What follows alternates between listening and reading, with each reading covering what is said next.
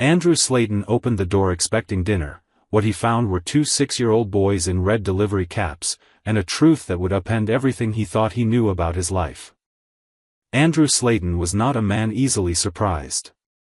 As the CEO of one of the country's most powerful tech corporations, he had long ago trained himself to predict every variable, to control outcomes before they unfolded, to stay 10 steps ahead of anything or anyone who dared challenge his plans. That evening was supposed to be no different. It was late, the sky outside his office stretched in thick velvet gray, and the lights of downtown shimmered far below the 30th floor. He loosened his gray tie with one hand while scrolling through emails with the other, the silence around him broken only by the low hum of the HVAC system. It had been another long day, full of meetings that led nowhere, investors demanding more, and analysts offering less. He hadn't eaten since early morning, so out of routine and convenience, he ordered dinner from a local delivery app he liked for its speed and reliability. When the doorbell rang, he didn't even look up from his screen at first. The knock came again, sharper this time, and he stood, straightening his sleeves as he walked to the door of his corner office. He was already reaching into his wallet, ready to hand a tip without much eye contact or small talk. But when he opened the door, everything in him froze. Standing before him were two small boys, no older than 6, each wearing a red cap and oversized delivery backpack that almost swallowed their frames.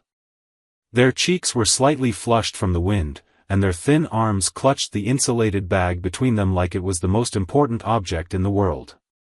One of them grinned wide and said brightly, "Your order, sir." The other stayed quiet, his eyes scanning Andrew's face with a calmness that didn't belong to a child that young. Andrew's breath caught in his throat.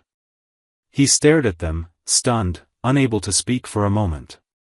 The fluorescent lighting from the hallway cast a soft halo around their heads, and for a second, it didn't feel real. He crouched slowly, lowering himself to their eye level, and said carefully, "You're not delivery boys, you're children." His voice was quieter than usual, unsure. The grinning boy's smile faltered just a bit. The second boy, the serious one, straightened and replied softly, "We're helping our mom. She's sick." Andrew didn't move. His fingers were still curled loosely around his wallet, now forgotten in his hand. He looked from one boy to the other, noting the two thin coats, the flushed noses, the hint of exhaustion behind their eyes. He saw something else, too, something he remembered from long ago but rarely let himself feel anymore. It was the look of someone doing more than they should, because no one else would do it for them. "Where's your mom now?" he asked, his voice steadier. "She's at home," the serious one said. "She works, but she gets tired a lot." "Do you do this often?" They hesitated. The grinning one nodded slightly, though now his expression was more guarded. Andrew stood up slowly. He had a dozen more questions, but he knew this wasn't the place to ask them. The boys were shivering slightly, and their small hands were red from the cold. He took the food from them gently, reached into his wallet, and handed them a few crisp bills, more than a generous tip, but not so much that it might scare them. "Do you need help getting home?" he asked. The serious boy shook his head. "We know the way." And just like that, they turned and walked back down the hallway, backpacks bouncing slightly with each step. He watched them disappear into the elevator, the doors closing with a soft click that sounded far too final. For several minutes, Andrew didn't move. He stood there with the bag of food in his hand and a tightness in his chest he hadn't felt in years. He tried to go back to his desk, to answer the rest of the emails, but the screen blurred, the lines of text dissolving into white. He tried to eat, but the food tasted wrong now, too heavy, too meaningless. He walked to the window instead and stared down at the city, wondering how many other children were out there doing what they shouldn't have to, simply because no one else could. By the time he picked up his phone again, his decision was already made. He wasn't going to let this go. He called the delivery company and demanded to speak to someone in charge. When he met resistance, he pushed harder, dropping his name, his position, the weight of his influence like a hammer. Within 20 minutes, he had an address. He didn't even change clothes. He grabbed his coat, locked up the office, and headed out into the cold, his mind racing, unaware that his entire life had just pivoted at the sound of a child's voice saying, "We're helping our mom." The apartment building stood at the edge of a worn-out block, where the city's wealth hadn't bothered to stretch its hand. The bricks were faded, the windows fogged from age and moisture, and the buzzer panel beside the entrance had half its buttons missing. Andrew stood outside the door, blinking against the cold, the paper in his hand with the boy's delivery address already beginning to curl at the edges from the wind. He was used to penthouses, security gates, private elevators. He was not used to this. Not anymore. Still, he pressed the button with the right number and waited. No response. He pressed again. A few seconds later, a static-filled buzz sounded, and the door unlocked with a tired groan.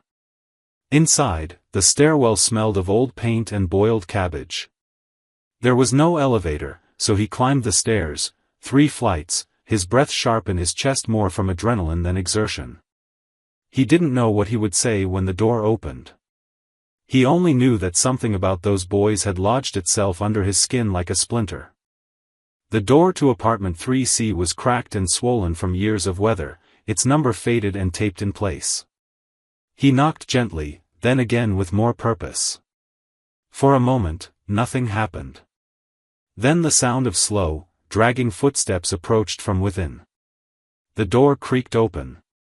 A woman stood there, leaning slightly against the frame, wrapped in an oversized sweater and a look of cautious confusion. Her skin was pale, eyes ringed with exhaustion. Her hair was pulled back in a messy bun, and her features were undeniably familiar, especially around the eyes. She blinked at him, surprised, guarded. "Can I help you?" she asked, her voice quiet but steady. Andrew took a breath. "I believe your sons delivered food to my office tonight. I wanted to speak with you, if you're Marie Brooks." Her posture shifted subtly. She didn't open the door any wider, but she didn't shut it either. "I am," she said. "Did something happen?" "No," he replied quickly, sensing her alarm. "They were polite. They were children. That's why I'm here." Marie looked away for a second, her hand tightening on the edge of the door. "I'm not here to cause trouble," Andrew said.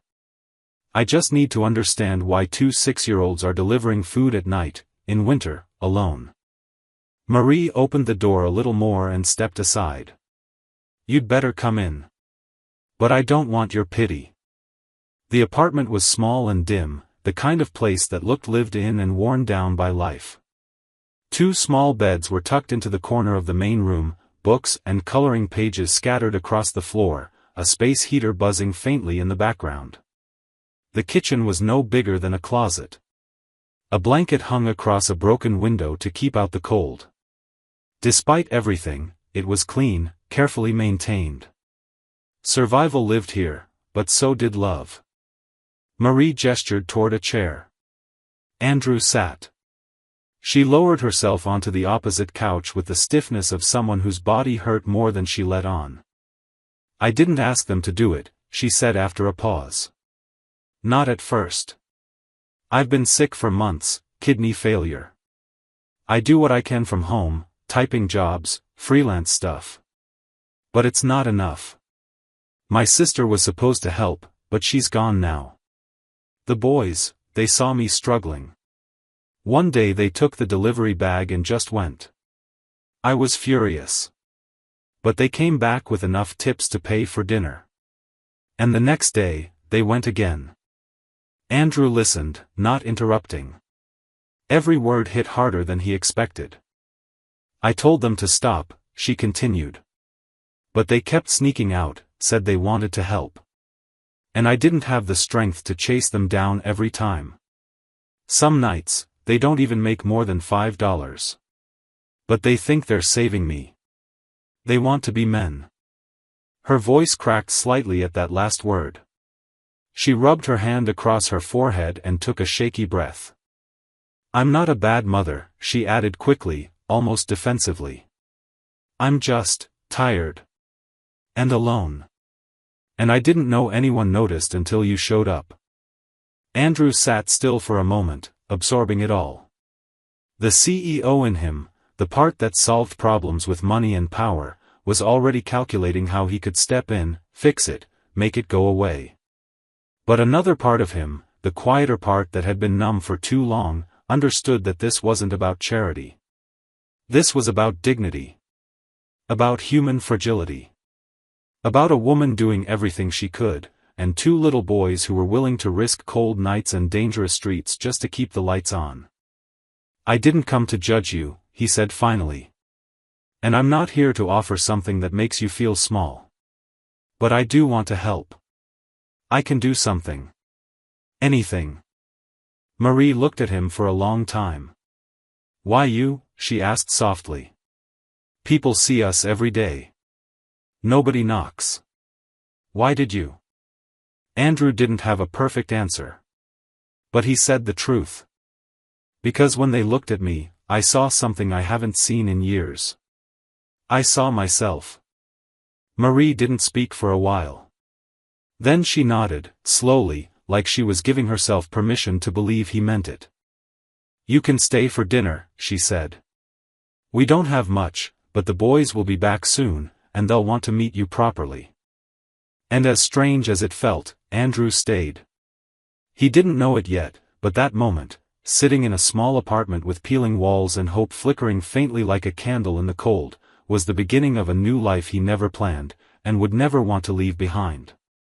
The boys returned just after 6, their small faces red from the wind, jackets slightly unzipped, and backpacks slung over their shoulders like they were returning from a battlefield instead of a delivery route.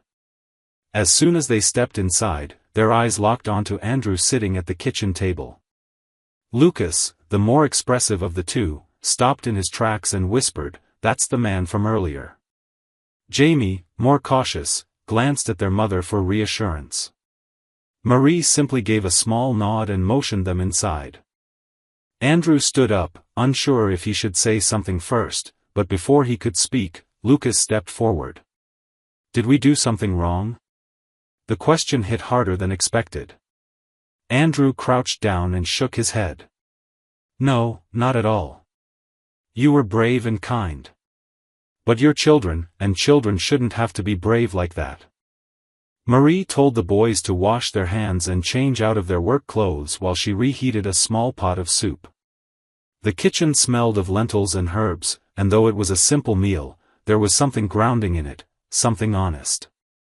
Andrew had eaten in 5-star restaurants all over the world, but as he sat back down and watched Marie stir the pot with tired but practiced hands, he realized this was the first meal in years that actually mattered to him. The four of them sat around the small table, elbows tucked in due to space, and shared the food in near silence.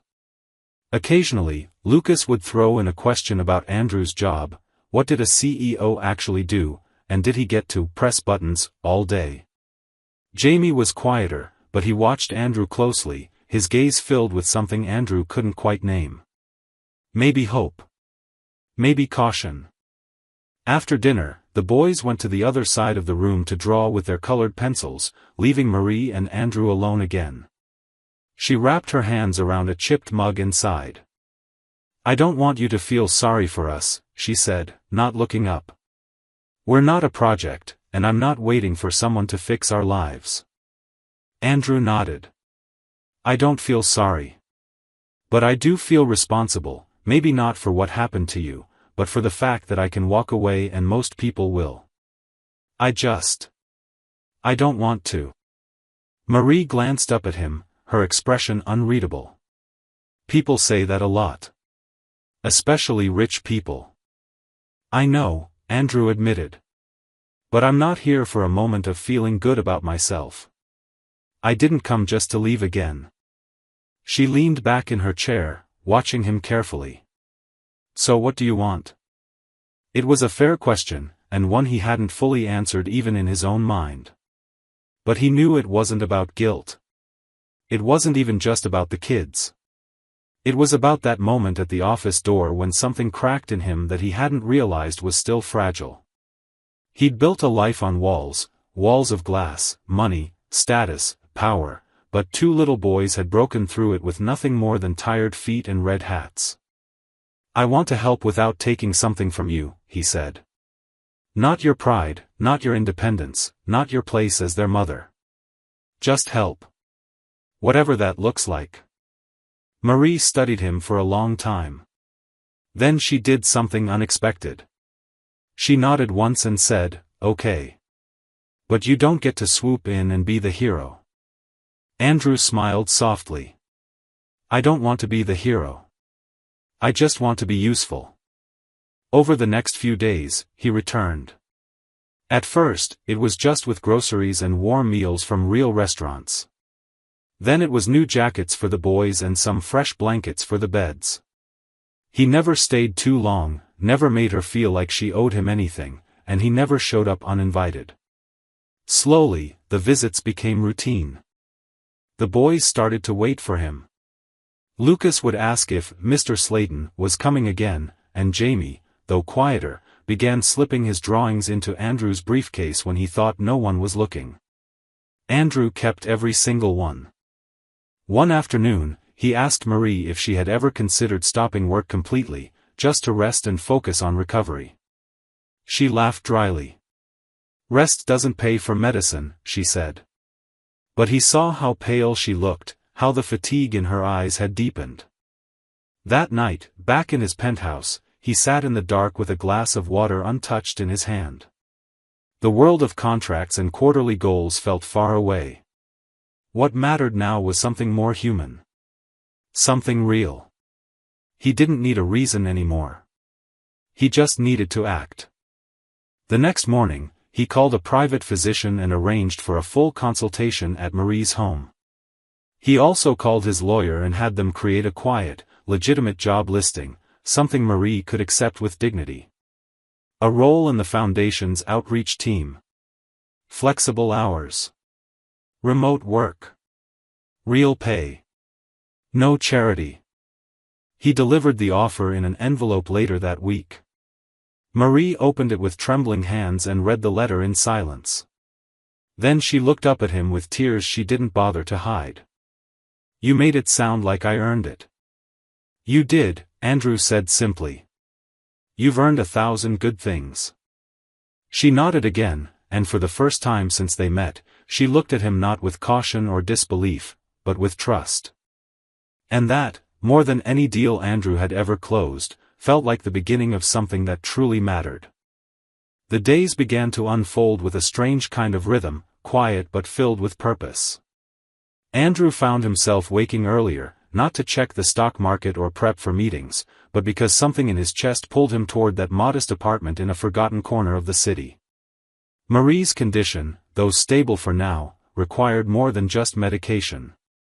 It demanded rest, nutrition, emotional safety. She hadn't had those things in years, and it showed, in the way she moved, slow and deliberate, in the way her voice sometimes faltered when she stood too long. The private doctor Andrew arranged for made weekly visits and confirmed what Andrew had suspected but didn't want to hear: without a transplant, her condition would continue to worsen. The medication could only hold off so much. Andrew didn't tell her immediately. He knew she suspected it herself, but saying the words aloud would force her to accept something she wasn't ready to face. Instead, he focused on the things he could control.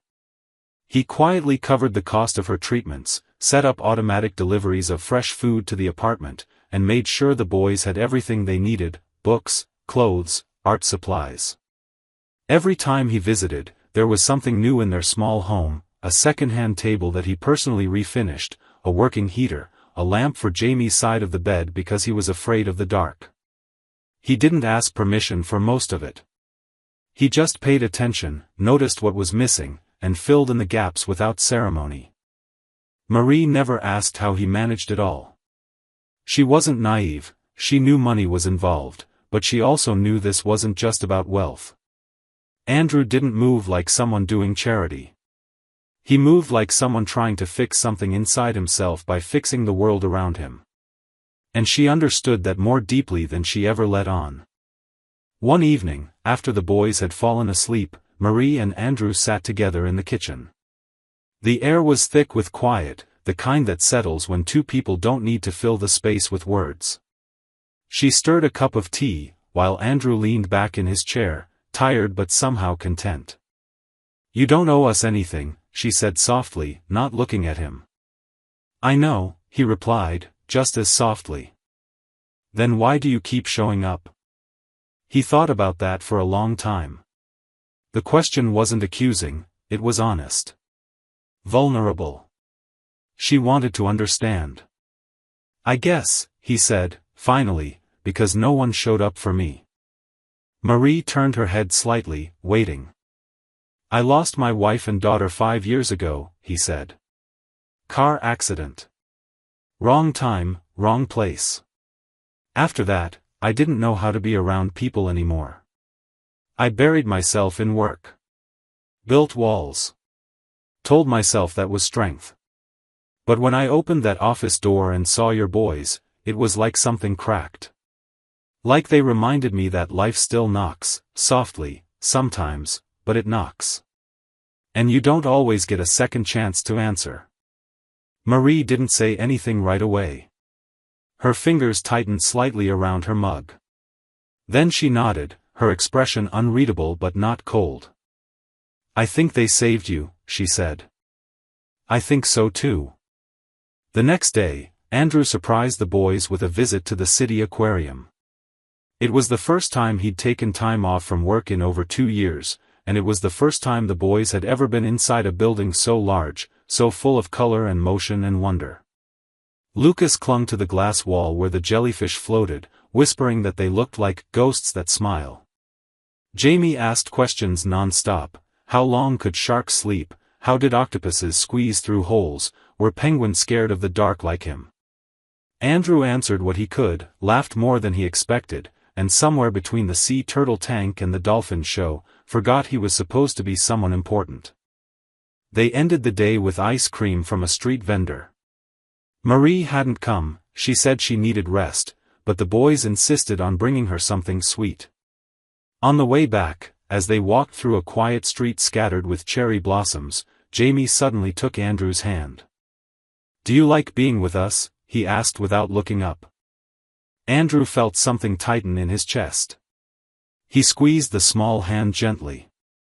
"Yes," he said. "I like it very much." The boy nodded. "We like it too. We talk about you when you're not here." "Yeah?" Andrew smiled. "What do you say?" Lucas, walking ahead of them, turned around and grinned. "We say you're not like the other grown-ups." Andrew chuckled. "Is that a good thing?" "Yeah," Jamie said. "You listen." That night, Andrew sat in his penthouse, staring out at the skyline. It was beautiful, as always, silver buildings glowing against the black velvet of the city. But it didn't feel like his life anymore. Not really. His life was in that apartment now, in the laughter of 2 boys and the quiet strength of their mother. It was in drawings taped to walls and tiny shoes at the door. He realized he didn't want to go back to who he had been before. That version of him had been rich and powerful and completely alone. He picked up his phone and opened a note he'd been avoiding. It was titled "Next Step." It had been empty for weeks. Now, he began to type. He wasn't sure what the end of this story would be, but he knew one thing with absolute clarity: he wasn't walking away. Not this time. A quiet transformation had taken place in Andrew's life, so subtle at first he hadn't noticed it until it was already woven into his days. His mornings no longer started with the sound of market alerts or urgent calls from Europe. They began instead with an unhurried breakfast stop at Marie's apartment, where the boys would greet him with sleepy smiles and half-finished drawings. His calendar still brimmed with meetings, but more and more of them were shifted, rescheduled, or handed off so he could be present for things like school drop-offs, doctor's appointments, and library visits. There were no official announcements, no dramatic changes in public image, just a quiet, steady reordering of priorities. But peace, especially the kind earned after pain, has a way of drawing attention, and not always the welcome kind. The first signs came in the form of whispers among his executive team. Questions about why the CEO had been absent from several investor meetings, or why the quarterly report was delayed because of his travel to an unnamed residential address. Then came the speculation. A board member hinted at inappropriate relationships. A columnist from a high-profile business journal picked up the thread and posted a vague, accusatory article about Andrew's recent personal entanglements. The article didn't name Marie or the boys, but it didn't have to. The damage was in the implication that Andrew Slayton, known for his precision and professionalism, had become emotionally compromised. When the article hit, Andrew was in the kitchen at Marie's, helping Jamie mix pancake batter while Lucas set the table. Marie was folding laundry on the couch, a rare smile on her face as she listened to the boys argue about whether pancakes were better with chocolate chips or blueberries. Andrew's phone buzzed twice, and he glanced at the screen. He froze. The headline read, "From corner office to family drama, is Slayton crossing the line?" He didn't say anything right away. He turned the phone face down and continued stirring the batter. But the warmth of the morning had cooled. After breakfast, when the boys had gone to the other room, Marie noticed the change in his face. "What happened?" she asked, folding the last shirt with deliberate care. He hesitated for a beat before answering. "An article. About me. About us." Her hands stilled. "Is it bad?" "It's not kind," he said. "And it's not entirely false." She looked at him, her expression unreadable. "Do you regret this?" He shook his head instantly. "Not for a second. But it complicates things. The board's watching me. Shareholders, too. They don't like it when I do things they can't understand." Marie nodded slowly, then exhaled. "So what happens now?" Andrew sat beside her, hands clasped. "Now I make a choice. I can either step back to protect my image and reassure my investors, or I can step forward and tell the truth. And the truth is?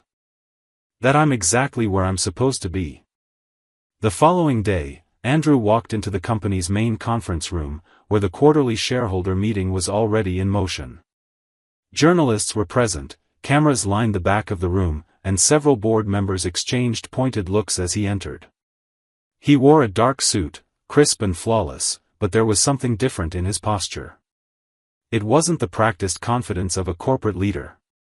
It was steadier, quieter, and unmistakably sincere. When it was his turn to speak, he didn't launch into metrics or projections. He put his notes aside and looked directly at the crowd.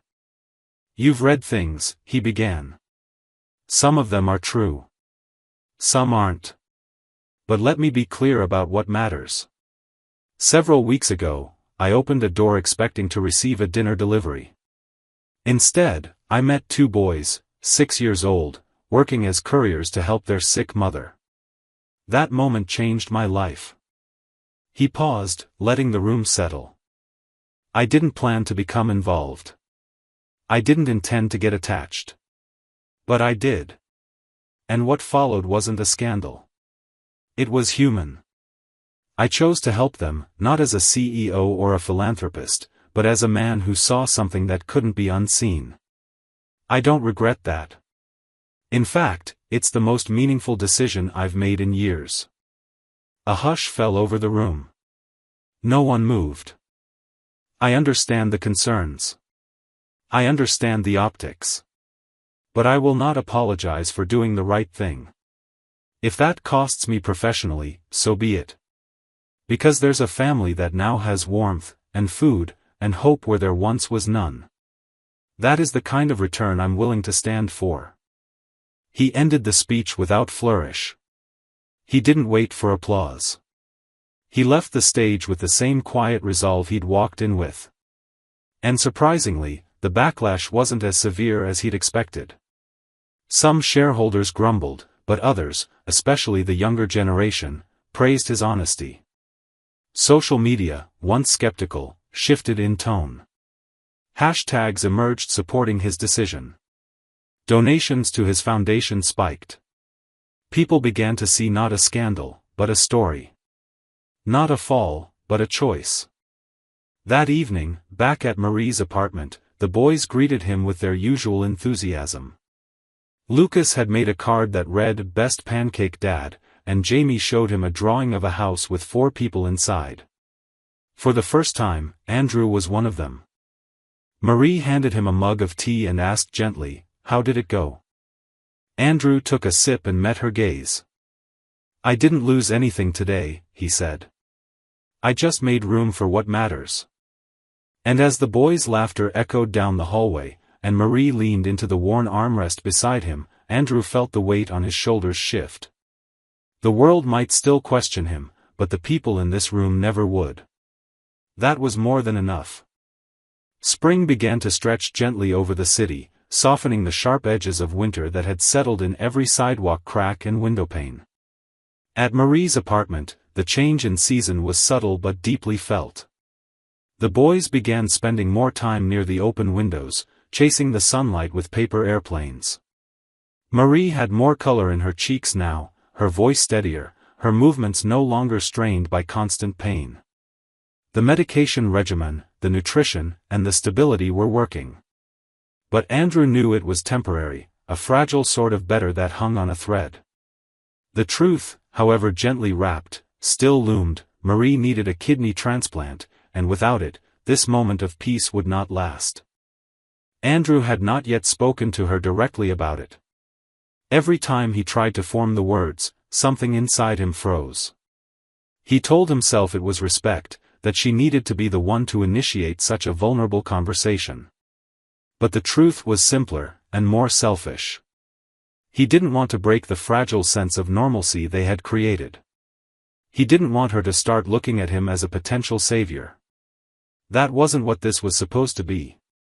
It was about presence, not rescue. Still, the thought stayed with him, and eventually it became too loud to ignore. One evening, after dinner, when the boys had fallen asleep with books splayed across their chests, Andrew stood in the kitchen drying dishes as Marie wiped down the counters. The room was filled with the kind of quiet that only appears in places where trust lives. No urgency. No performance. Just 2 people moving through a shared space, comfortably aware of each other. "I saw your doctor again last week," he said without turning around. Marie's hand paused on the countertop, then resumed its rhythm slowly. "She told me," she replied. "She said the same thing I already knew." Andrew nodded. "She said you're eligible to be put on the transplant list." Marie leaned against the counter, arms crossed over her chest, her gaze dropping to the floor. "It's a long list," she said. "Could be years." "It could," Andrew agreed. "But it doesn't have to be." She looked up at him then, eyes narrowing slightly. "What are you saying?" "I got tested," he said simply. The silence between them expanded. "You did what?" "Your blood type came up in the report," he continued, still calm. "I ran my own tests quietly. No one else knows. Turns out I'm a match." Marie stared at him, her face a mix of disbelief, confusion, and something closer to fear than gratitude. "Andrew," she said, her voice barely above a whisper, "you can't just donate a kidney like it's a check or a favor. That's not something you do to prove a point." "I'm not trying to prove anything," he replied gently. "I'm trying to keep you alive." She shook her head, stepping away slightly. "You don't owe me this. I didn't ask for this." "I know you didn't," he said. "But I'm offering it because I want to. Because I can. And because the boys need their mother.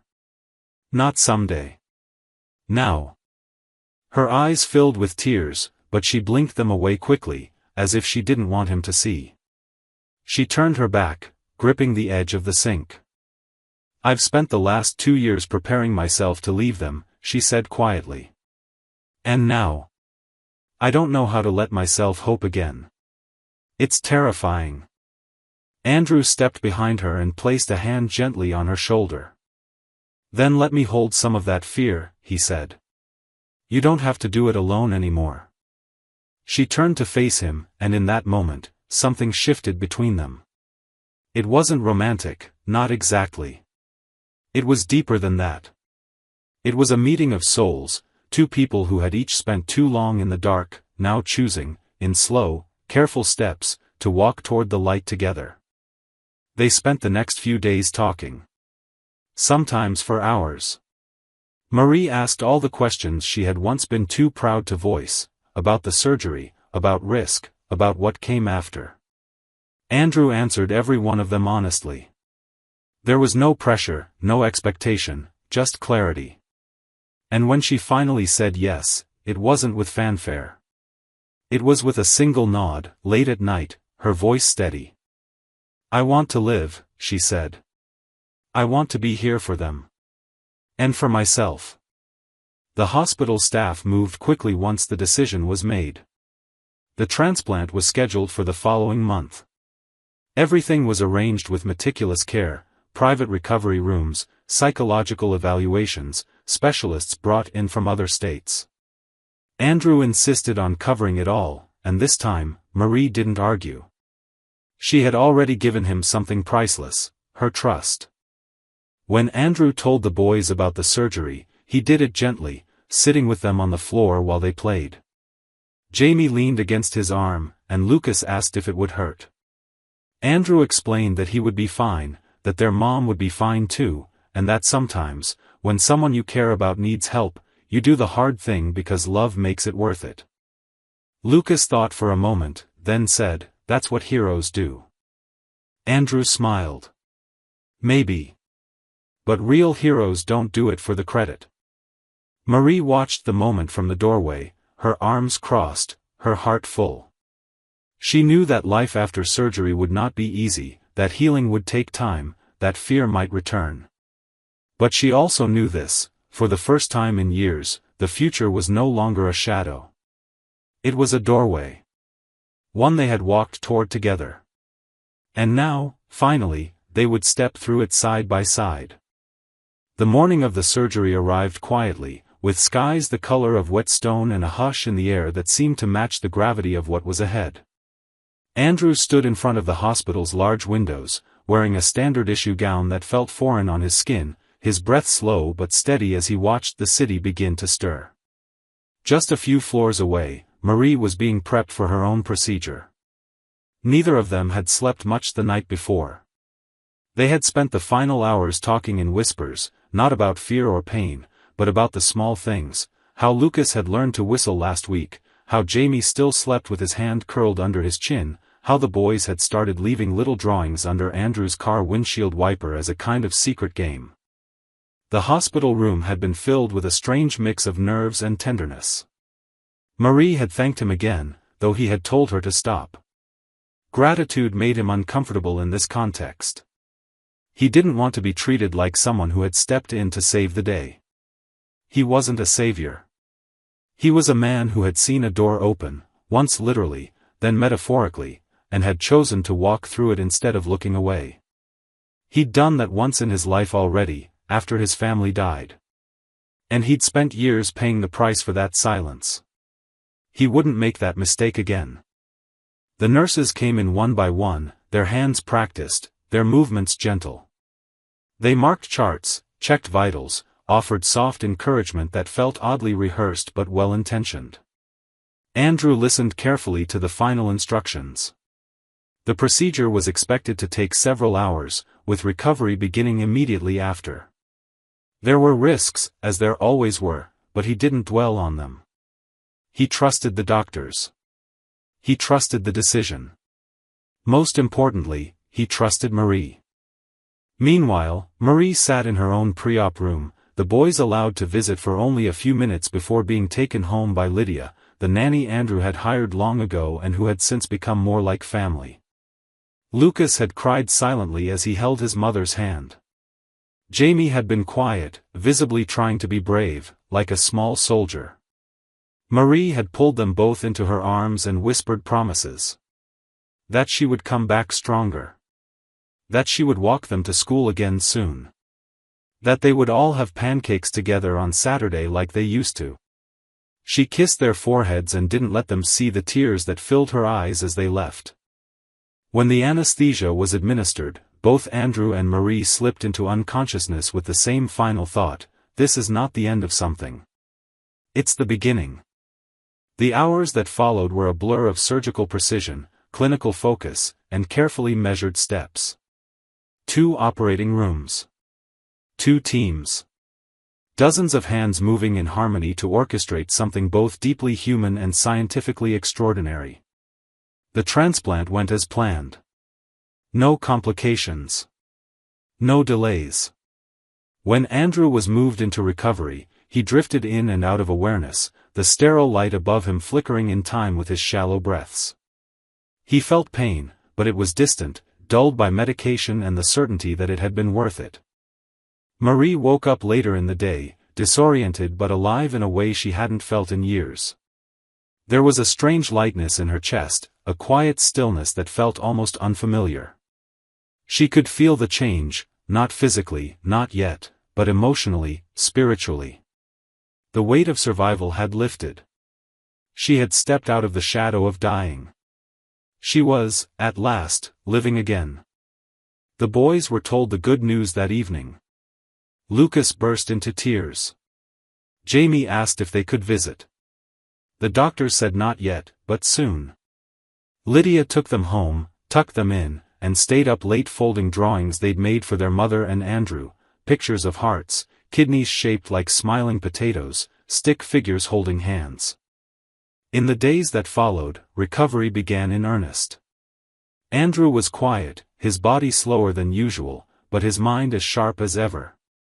He refused special treatment, asked for updates on Marie before himself, and insisted on walking the hall with assistance as soon as he was cleared. Marie recovered in her own way, emotionally raw, physically tender, but filled with a new kind of strength. Every day she could sit up longer, breathe easier, think clearer. Every day felt like a small miracle. They spoke often, not about the surgery, but about what came next. What to do with the time they had now, time neither of them had dared to plan for just weeks before. Marie expressed a desire to go back to school part-time, to study social work or community organizing. Andrew said he wanted to build something permanent for families like hers, something beyond a donation or a seasonal grant. Something rooted. Something real. The hospital released them within days of each other. Andrew returned to his penthouse to rest, though it now felt more like a place to sleep than a home. Marie returned to her apartment, where the boys greeted her with arms around her waist and cheeks pressed against her ribs. They hovered, fussed, and refused to let her lift a single thing. It was awkward and funny and beautiful. 2 weeks later, Andrew showed up at her door without warning, a bag of groceries in one hand, a folder in the other. The groceries were for dinner. The folder was plans for a new building, something modest, community-based, offering child care, tutoring, job placement, and health screenings. A place where people didn't have to hit rock bottom before someone helped them. "I want you to help design it," he said. Marie opened the folder slowly, her hands still bandaged. Her eyes scanned the plans. "What will it be called?"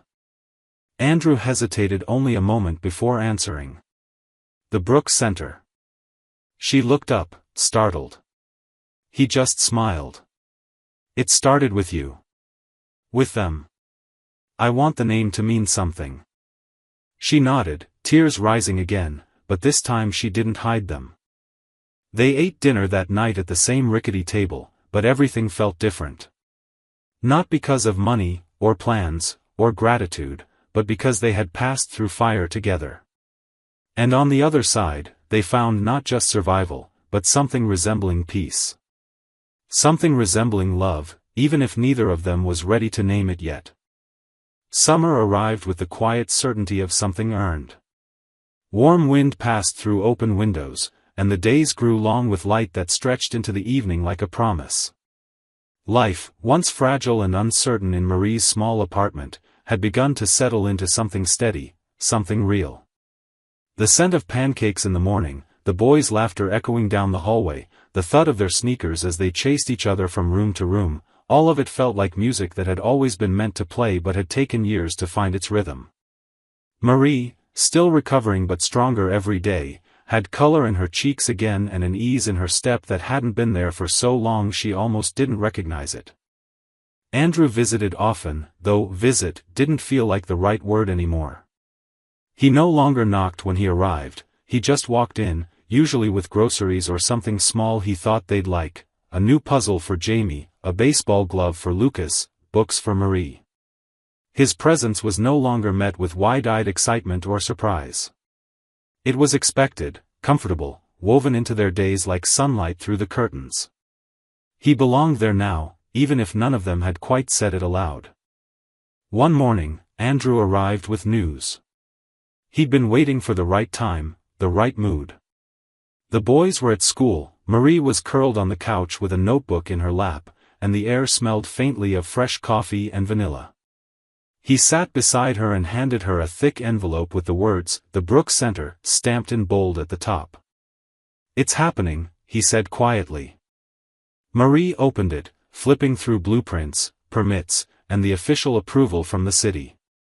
The center was real now, not just an idea born in hospital rooms and quiet promises, but an approved, funded project with a launch date and a future. Her name was on the letterhead. Her title, Community Director. She looked up at him, stunned. "You put me in charge?"